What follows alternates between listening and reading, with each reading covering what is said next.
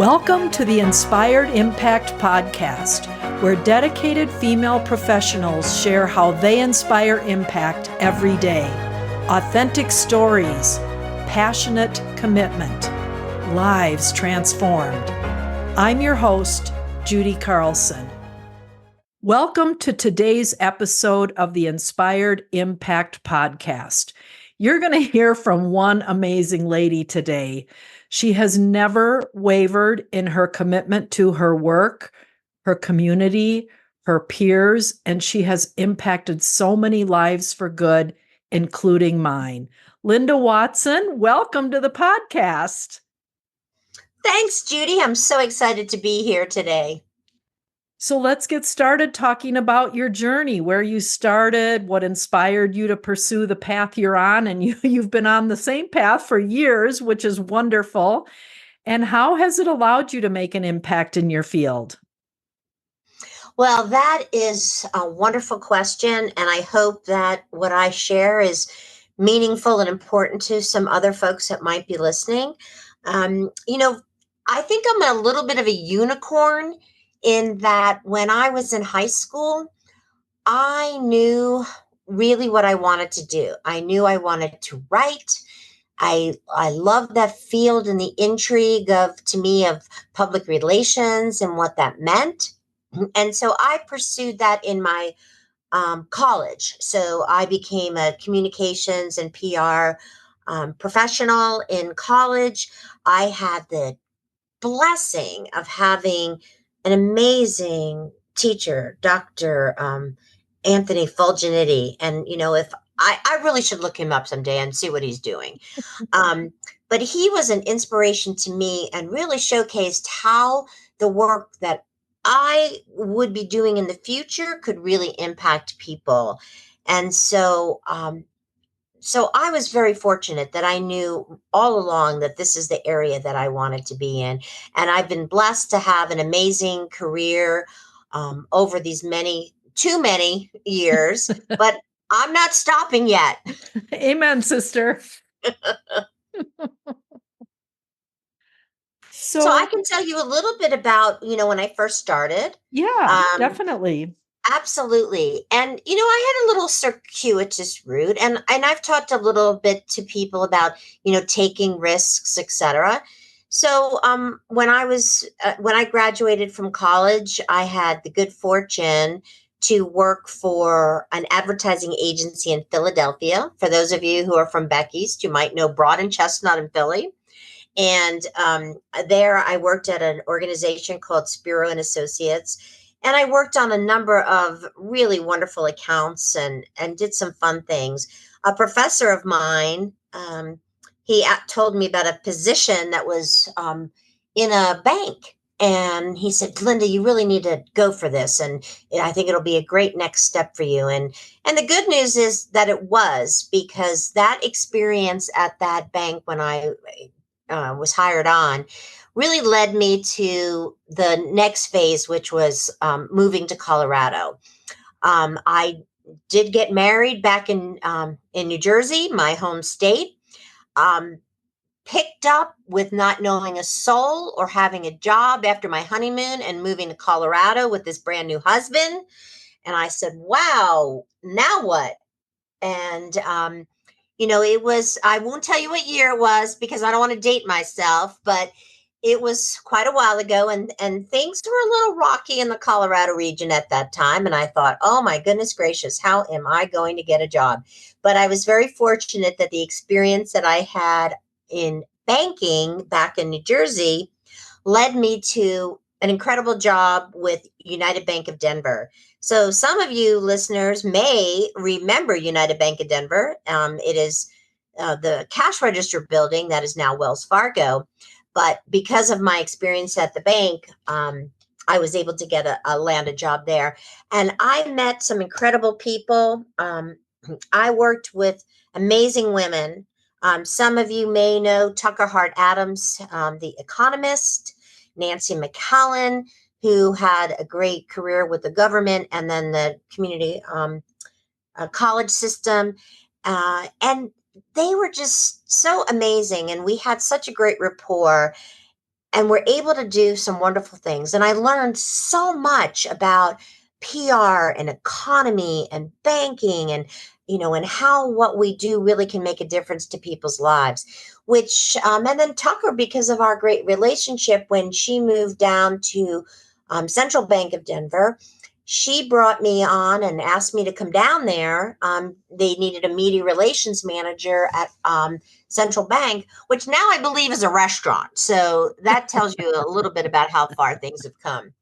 So over the years of my career in banking, which ultimately the organization became U.S. Bank, I went through about 13 different mergers and acquisitions during that time. And I said, by God, I made it through all of them. And so that gave me a lot of impetus to keep on going. And I enjoyed my work there. I enjoyed working for CEOs. I enjoyed working for people who really wanted to hear how they could engage with the community, how they could engage with employees on a different level. I loved being able to share the gifts that I received over the years. And I'll tell you, Judy, one of the greatest organizations and one of my incredible mentors was Steffi Allen. Steffi Allen was an amazing woman. She has since passed, much to my heartache, but she created an organization called the Women's Vision Foundation. And the goal of that organization was to connect women leaders with other women leaders, to mentor those that were coming up, to share wisdom, to create opportunities for women, to look for opportunities for women to be on boards and get engaged in their communities. And she was just a complete inspiration to me. And I supervised and oversaw some of these events that we did. Number one of which was the Women's Success Forum.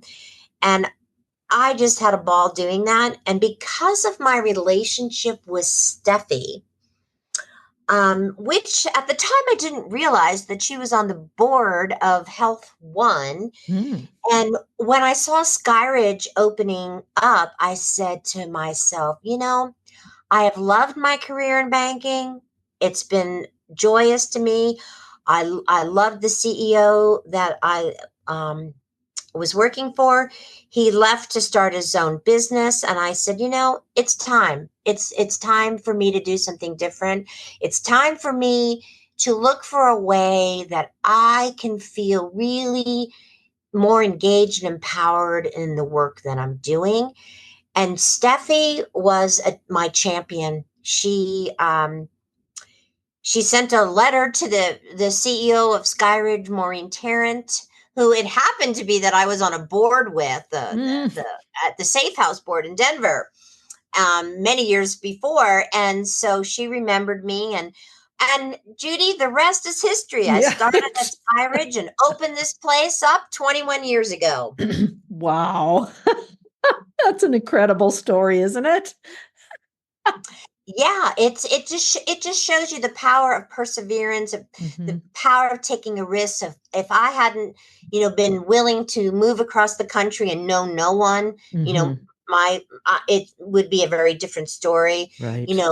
Getting engaged in an organization that really believed in the power of women and what we could do, that was another step. And I say to people, I knew nothing about healthcare. It's funny. I always tell this little joke about acronyms. I knew what an ATM was, of course, because I worked in banking. But when I came to the healthcare world, I didn't know what an MOB was. And I had to ask, what's an MOB? And of course, in the hospital jargon, it's a medical office building. So, but I said, I knew nothing, but I was confident in myself that I knew I could learn it. I knew the skills that I brought to the table. And I knew that by being a non-clinical person, it was going to help me because I could decipher all this gobbledygook that can be overwhelming and complex. And I can make it sound understandable to the person that's coming in and is is fearful or scared or doesn't really know the healthcare industry. So I thought that was a real coup for me to be able to share information with people in a way that they could understand. So tell me how your responsibilities, your job, your impact has changed in 21 years. Well, it's only gotten better and more involved. I will tell you, Judy, that over the years, what I've learned is that one of the most important things of any career choices that we make, of any organization that we work with, that the foundation of everything we do is based on relationships. And when I came to Sky Ridge, and this is just a little bit of how I tried to um, inculcate myself, if you will, into Mm-hmm. the community. Mm-hmm. I lived always in Douglas County, but I worked downtown for my entire time working in Colorado. Right. And I knew I needed to, change um, that that pattern because all the people I knew were downtown, and I'm like, gosh, I live here. I need to know more about my community. Mm-hmm. I am at Sky Ridge now, and one of the most important things we can do as this brand new hospital in Douglas County, the first one to open, we will be successful when we make the connections that are important to the community and when we do the things that our community really wants us to be doing. So, one of the first things I did was I said, I'm going to just go. And I heard about Leadership Douglas County. I had already done Leadership Denver before, and I thought it was an incredibly great experience. And I said, wow, I'm gonna jump on board that. And to this day, I did it in 2000, the 2003, 2004 year.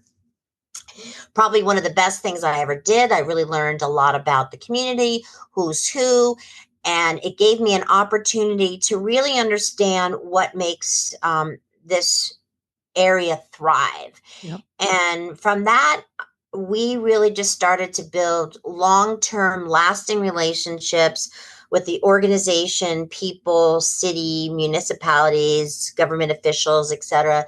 That where we work hand in hand. So my philosophy has never been, networking for the sake of networking. Like, what can you do for me? Right.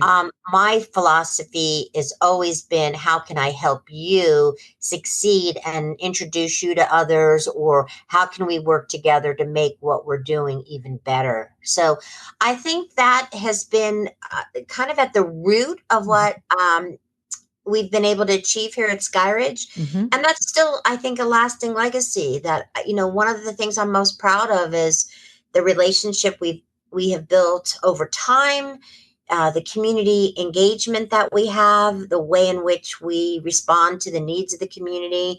So those are really very important things to me.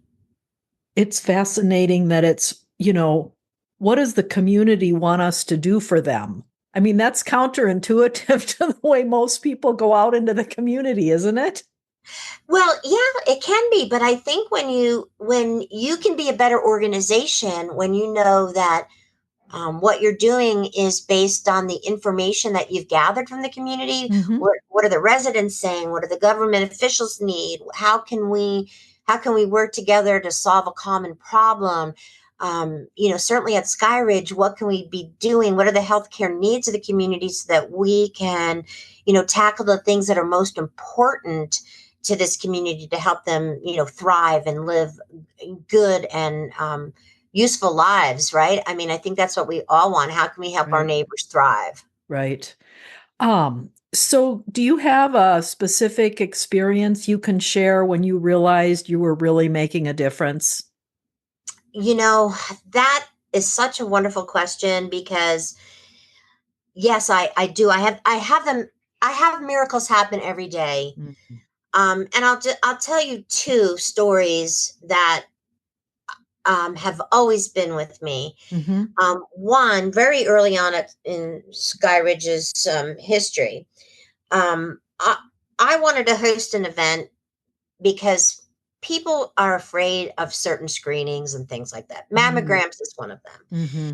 And I wanted to do a mammogram event where it was fun, it was engaging. We did nails, we had, gifts and giveaways, we had people talking, and then and we talked about the importance of a mammogram and why you need to get a mammogram. But we made it fun, we made it entertaining. We were able to give information to people in a way that it was consumable. And I will never forget this, that a woman came up to me after that and she said, I just turned 40 and I have been afraid to get a mammogram. I think it's going to hurt. I'm afraid of the results. I really don't want to do it. But after attending this event, I'm going to go do it, and I'm going to schedule my mammogram and I'm going to do it.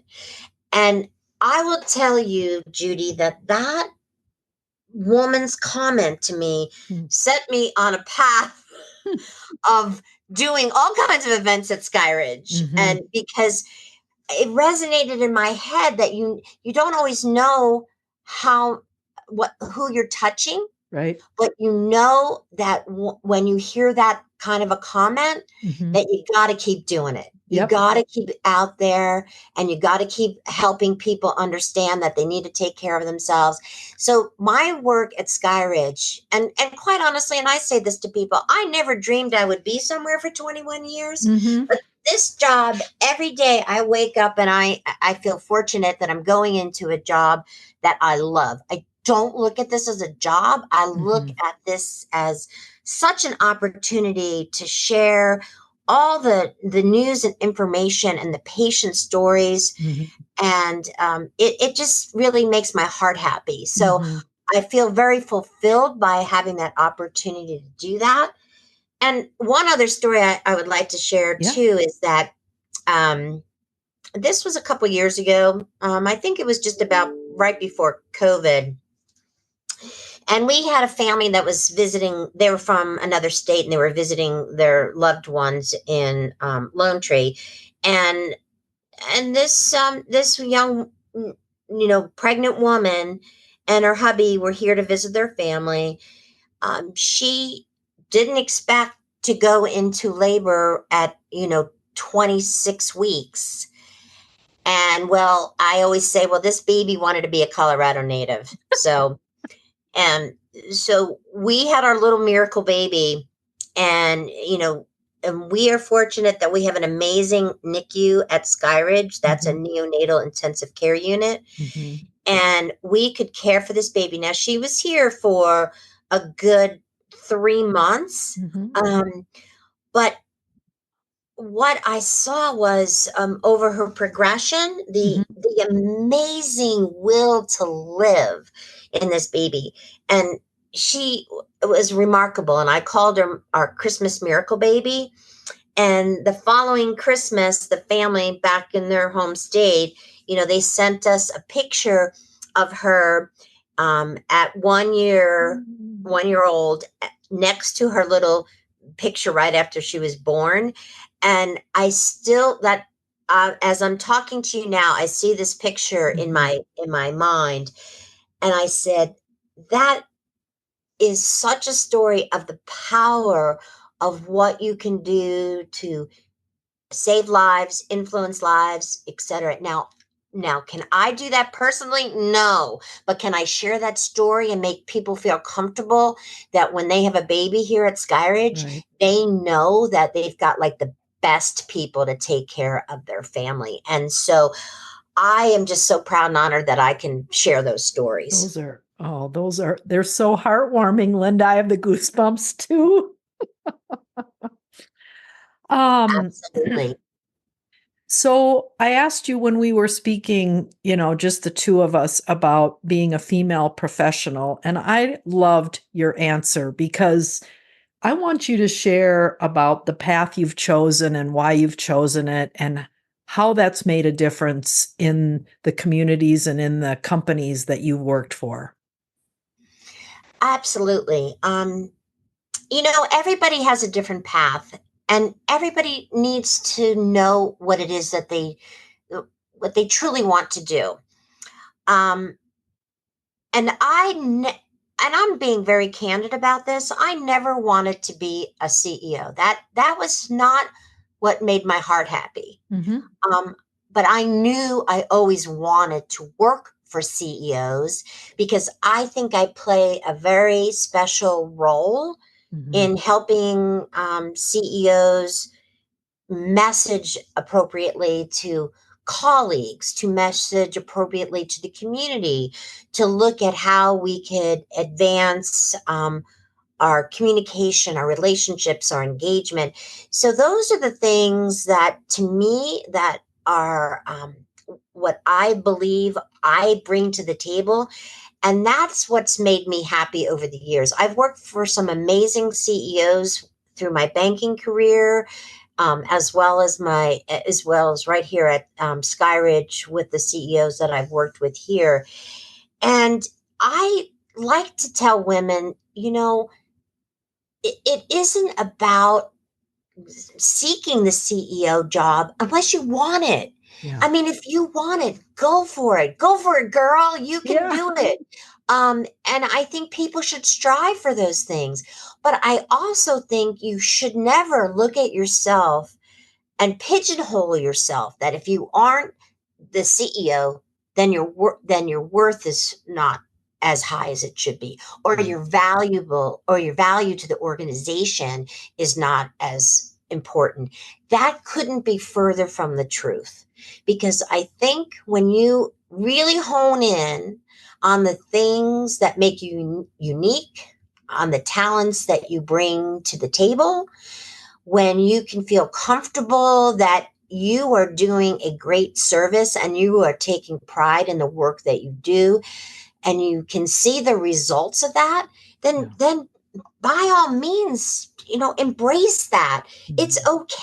It's okay not to be striving for the a C-suite spot, as long as you know that the work that you're doing matters, as long as you're happy, as long as you're contributing, as long as you can feel like you're making a difference. And I know that sounds a little maybe Pollyanna-ish, but I think that's really helped me well over the years, because when I needed to change course or direction, it was because I needed to feel like the things that I personally am doing matter. Yeah. And I think that's really what's been the driving force for the career path that I've chosen. And I'm very happy with where I am and Mhm. the contributions I make. Well, and they've been many. I've trailed around behind you for so many years over there at Sky Ridge, and some of the symposiums I've been to have been extremely valuable for me as well. So I've been encouraged by them as well, Linda. And you have given us such a powerful message today, and especially at the end here, that our worth and our value to the organization, if it makes our hearts sing and we feel fulfilled, then that's what matters to each person. Absolutely. And your job should be um, one in which you feel gratitude. Mhm. And I say that because I'm grateful every day that I can come here and share a story. I'm grateful when I can do things like you mentioned, Judy, our women's symposium, Mhm. when I can bring our physicians out and Mhm. have women be able to ask any question Right. under the sun that they'd like to ask, because life gets so busy and they don't have necessarily always the time to ask the questions they'd like Right. to know, or they hear conflicting information from different people and they'd like to get a straight Mhm. a straight shot at hearing what's what, and whether it's myth busting and things Right. like that. But those are the kinds of things that do those, and you'll never have a dull moment, No, and you'll that's for always be sure. happy. That's for sure. Well, I love that. Linda, is there anything that you want to share about concluding with Sky Ridge, contacting you, being in the know? connecting further with opportunities, volunteerism. Is there anything you want to share before we close out today? Well, thanks for asking that, because I think this is another one of the lessons that I learned along the way pretty early on in my career. And it's really twofold. One is it is about volunteering. How can you make your community better? How can you support the people in your community to do good works, and then what you can do to lend a hand? But the other thing is mentoring. Um, I encourage people to really be, when somebody needs a cup of coffee, and you may not have a job for them, but you can meet with them and share. Here's a couple of people I know that they might be able to talk to you, and this could lead to this, and that could lead to that. I think I learned so much from my time, not only volunteering, but being mentored in such a profound way by some amazing women, that it is something I feel very strongly about giving back to. So if somebody, asks me, hey, can you just meet me? And, I'm interested in healthcare, or I'm interested in, marketing and PR communications. And could you just, share your story with me, or tell me who you know, or can you introduce me to someone? I think it's incumbent upon all of us that if we can help others along the way, and help them get some positions and in places, or enable them to advance their own careers, or I think that is another way that we can all support each other. So I just really encourage people, like, if you haven't taken somebody under your wing lately, look for opportunities to do that. If you need to be taken under the wing of someone, reach out. You would be surprised at people would be gracious and honored to help in those ways. And so don't ever be afraid to ask. I think that is an important message I'd like to share. That's wonderful. Yep. You got to knock on the door to find out if it's open or not. There you go. Oh, well, thank you so much, Linda. This has been delightful. I am just so blessed to have you as a guest, and I'm looking forward to our listeners and the impact this is going to make on their lives. So thank you so much. Well, thank you, Judy. My pleasure. Thanks so much for joining us for the Inspired Impact podcast. To listen to past episodes, please visit theinspiredImpactPodcast.com.